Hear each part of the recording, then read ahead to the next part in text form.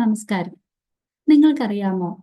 50നും 65നും ഇടയിൽ പ്രായമുള്ള മാരീഡായ സ്ത്രീകളിൽ 5% ആളുകളും വളരെ ദാരിദ്ര്യം അനുഭവിക്കുന്നവരാണ്.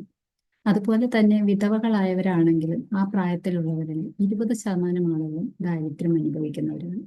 എന്തുകൊണ്ട് ഇങ്ങനെ സംഭവിക്കുന്നു? സാധാരണ രീതിയിൽ ഒരു കുടുംബം നോക്കുമ്പോൾ ഗൃഹനാഥൻ ഏണിങ്സ് കൊണ്ടുവരുന്നു, വീട്ടിലെ കാര്യങ്ങളെല്ലാം സ്ത്രീകൾ നോക്കുന്നു, കുട്ടികളുടെ വിദ്യാഭ്യാസം, മാരേജ്, വീട്ടിലെ മറ്റ് ചിലവുകൾ അല്ലെങ്കിൽ ജീവിത ചിലവുകൾ, അങ്ങനെയുള്ള ചെറിയ ചെറിയ ഗോൾസും അതെല്ലാം ഫുൾഫില്ല് ചെയ്ത് പോകുമ്പോൾ ആ ഒരു വ്യക്തി ഒരിക്കലും ആ വീട്ടിലെ സ്ത്രീകളെ ഇൻഷുർ ചെയ്യാനായിട്ട് ശ്രമിക്കാറില്ല അല്ലെങ്കിൽ ശ്രദ്ധിക്കാറില്ല.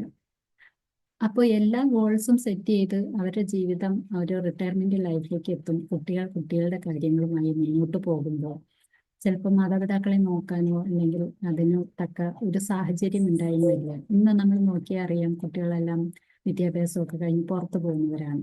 അപ്പോൾ അതുപോലെ തന്നെ കുറേ കാലങ്ങളായിട്ട് കുട്ടികളെല്ലാം എബ്രോഡൊക്കെ പോയി പഠിക്കുന്നു, അല്ലെങ്കിൽ ജോലിയായി മറ്റ് സ്ഥലങ്ങളിലേക്ക് പോകുന്നു, അവരുടേതായ ജീവിതം തുടങ്ങുന്നു.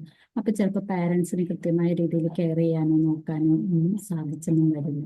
ഇങ്ങനെയുള്ള ഒരു കുടുംബത്തിൽ ആ ഒരു ഗൃഹനാഥന് എന്തെങ്കിലും സംഭവിച്ചു പോകുമ്പോൾ അപ്പോൾ സ്വാഭാവികമായും ആ സ്ത്രീകൾ ഒരു ദാരിദ്ര്യത്തിലേക്ക് അല്ലെങ്കിൽ അനിശ്ചിതാവസ്ഥയിലേക്ക്, അതല്ലെങ്കിൽ ആരോരുമില്ലാത്ത ഒരവസ്ഥയിലേക്ക്, ജീവിത ചെലവിന് പോലും കൃത്യമായൊരു തുകയില്ലാത്ത ഒരവസ്ഥയിലേക്ക് പോകുന്നത് കാണും.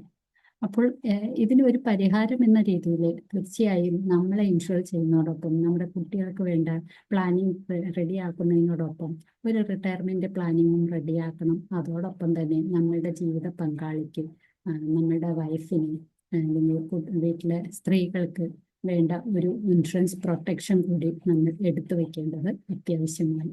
തീർച്ചയായും ഒരു ഫിനാൻഷ്യൽ പ്ലാനിങ്ങിന്റെ ഏറ്റവും പ്രധാനം എന്ന് പറയുന്നത് ഒരു ഇൻകം പ്രൊട്ടക്ഷനാണ്, അല്ലെങ്കിൽ ഒരു ഇൻകം റീപ്ലേസ്മെന്റ് ആണ്. അപ്പോൾ സ്ത്രീകളെ കൂടെ ഉൾപ്പെടുത്തിക്കൊണ്ട് വേണം ഒരു ഫിനാൻഷ്യൽ പ്ലാനിങ് റെഡിയാക്കാൻ, അല്ലെങ്കിൽ ഒരു റിട്ടയർമെന്റ് പ്ലാനിങ് റെഡിയാക്കാനായിട്ട്.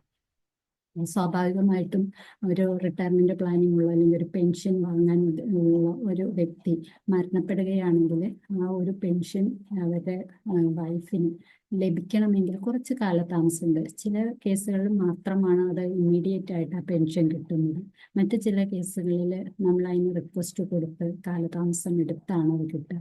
അപ്പം ഈ ഒരു കാലഘട്ടം, അതായത് ആ റിക്വസ്റ്റ് അവിടെ അപ്രൂവൽ ചെയ്ത് അവർക്ക് ഒരു പെൻഷൻ കിട്ടി തുടങ്ങുന്ന ആ ഒരു കാലഘട്ടം ഒരു ബ്ലാക്ക് ഔട്ട് എന്ന് പറയുന്ന ഒരു കാലഘട്ടമാണ്.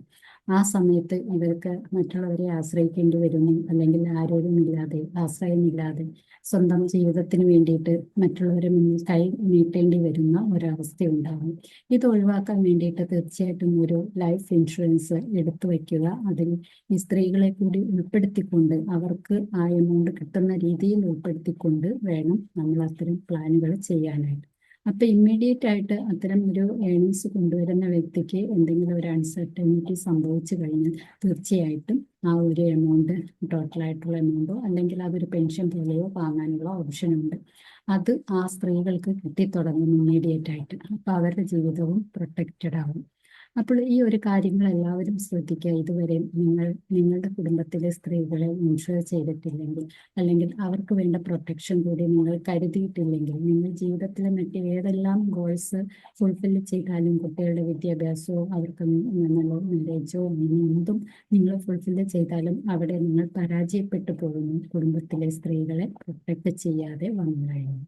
അപ്പോൾ തീർച്ചയായിട്ടും നിങ്ങൾ അതിനെ എല്ലാവരും തന്നെ ഇന്ന് തന്നെ നിങ്ങൾ റിവ്യൂ ചെയ്യുക.